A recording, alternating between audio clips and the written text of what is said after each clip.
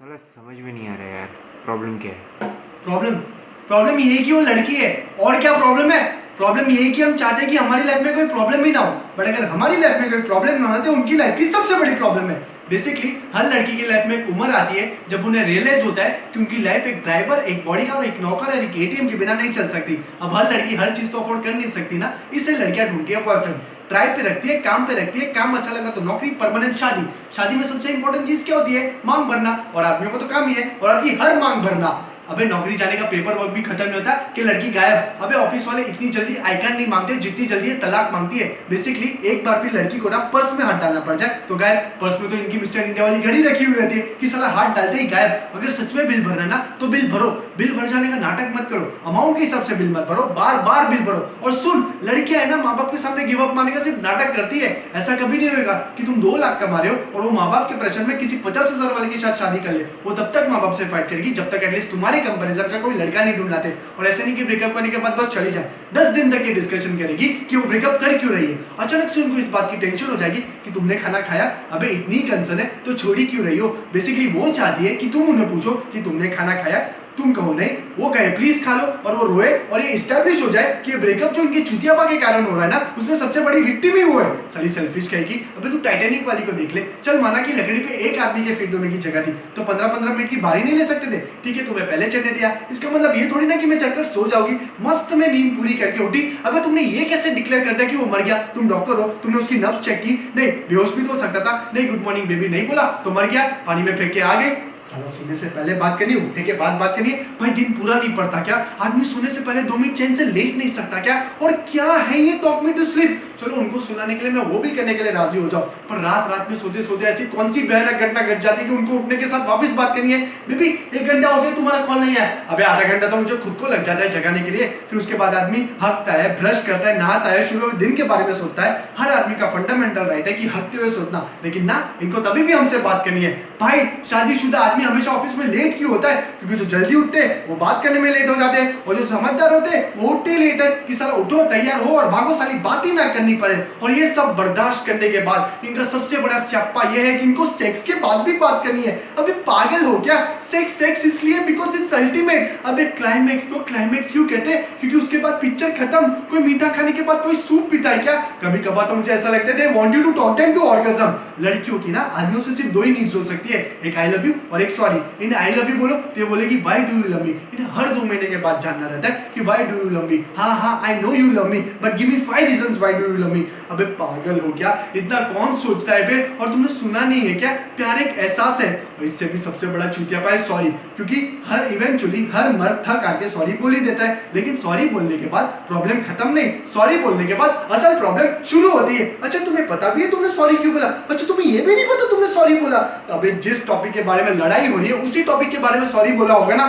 एक तो इन्हें कुछ भी समझाओ, ये मजाल जो एक बात में समझ जाए, यही चीज उनका एक बेस्ट फ्रेंड समझा दे तो ये फटाक से समझ जाएगी। ये सारा बेस्ट फ्रेंड का स्यापा है ना सूरज बजाते जिन्हें चालू किया है। फ्रेंडशिप की टोपी पहना पहना कर फ्रेंडशिप में no sorry no thank you. Sir friendship में ना प्लीज रहा, ना पूछना रहा, ना कोई लिमिट्स रही।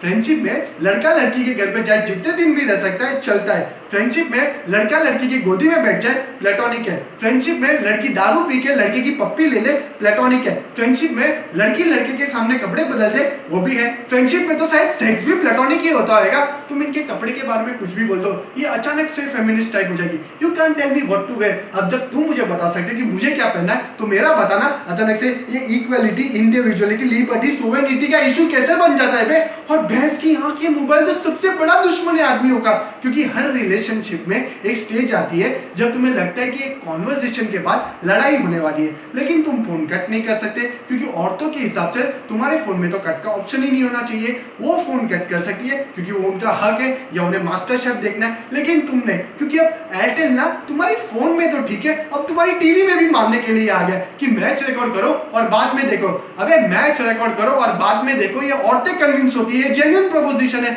अबे कौन सा सेल्फ रिस्पेक्टेड मर्द मैच रिकॉर्ड करके बाद में देखता है बे? पहले सर्विस प्रोवाइडर कॉल्स रेट कम कर करके मार के उठे, अब स्मार्टफोन्स वाले आ गए। अब मुझे बता ऐसी कौन सी जरूरत पड़ गई थी ऐसा ऐप बनाने के लिए कि जहां तुम्हारे लोकेशन का ट्रैक होने का पता चल सके। साला सिगरेट खरीदने के लिए रास्ते पे उतरा तो अचानक से फोन आ जाएगा, बेबी 3.5 मिनट से तुम कहीं खड़े थे, सोचा तुम्हें फोन कर लूं, तुम ठीक तो हो ना? अबे गाड़ी चलाते चलाते इतने कॉल्स करूंगी तो मैं वैसे ही मर जाऊंगा। यहाँ आदमी मर भी रहा होगा ना तो भी इन्हें चाहिए कि बेबी मैं मर रहा हूँ, बेबी वो यमराज आ गया मुझे लेने के लिए।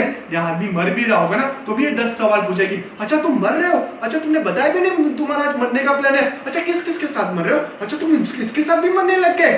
सती जी ऐसे ही थोड़ी ना चिल्लाती अपने पति को, उन्होंने ना लेनी कर दी होगी, कहा होगा ऐसे कैसे क्यों कहा, यमराज जी बोलोगे गलती हो गई बहन जी जाओ ले जाओ। एक तो हर लड़की का स्यापा है कि they love surprises but actually woman hate surprises, they just love the opportunity to pretend to be surprises. Basically उन्हें पता होना चाहिए कि तुम सरप्राइज प्लान कर रहे हो, बेसिकली उन्हें ये पता होना चाहिए कि तुम क्या सरप्राइज प्लान कर रहे हो, लेकिन तुम्हारे थ्रू नहीं किसी और के थ्रू। और उनकी असली खुशी इसी चीज में छुपी हुई रहेगी कि उनको सरप्राइज के बारे में पता होते हुए भी तुम उनके सामने जाओ और चिल्लाओ सरप्राइज, और उन्हें और करने का मौका मिलना चाहिए। लड़कियों के हर सवाल के पीछे दूसरा सवाल छुपा रहता है, लेयर्स होते। वो तुम्हें पूछ रही होगी कि ये छोले कैसे बने, अगर तुमने कहा अच्छे हैं तो ठीक है, अगर तुमने गलती से भी उस छोले में कमी निकाल दी तो वो छोले उसकी माँ की रेसिपी के दिए छोले रह गए। अगर तुम्हें उसकी माँ की रेसिपी के दिए छोले नहीं पसंद तो तुम उसकी फैमिली को हेट करते हो। अगर लड़कियों को ऐसा क्यों लगता है कि वो उनकी फैमिली भगवान का रूप रहती है और तुम कुछ भी सीख सकते हो अपने लाइफ में तो उनकी फैमिली से ही सीख सकते हो। वो अपने फैमिली के बारे में कुछ भी बोल दे तो चलता है, हम उनकी फैमिली के बारे में जरा सा एक स्टेटमेंट क्या मार दे तो 3rd और 4th वर्ल्ड वॉर साथ में चालू हो जाए। वो मेरी माँ को मैनिपुलेटिव क्या बोल दे तो चलता है, मैं उसकी माँ को जरा सा टची क्या बोल दूं तो बाय गॉड इतनी टच हो जाएगी कि साला हफ्ते भर तक टच ना करने दे। और ये सब के बावजूद भी हम इनके साथ है और जो नहीं है वो डेस्परेटली लड़कियां ढूंढ रहे। क्यों क्यों क्यों क्यों? क्योंकि ये रिश्वत देती है। अ bribe is a institution started by a woman, क्योंकि इनके पास जो रिश्वत देने के लिए वो कभी खत्म नहीं होगा और हम अपने रिश्वतखोर मराए जा रहे हैं। इससे अच्छा तो हम अपने हाथ से शादी कर लें।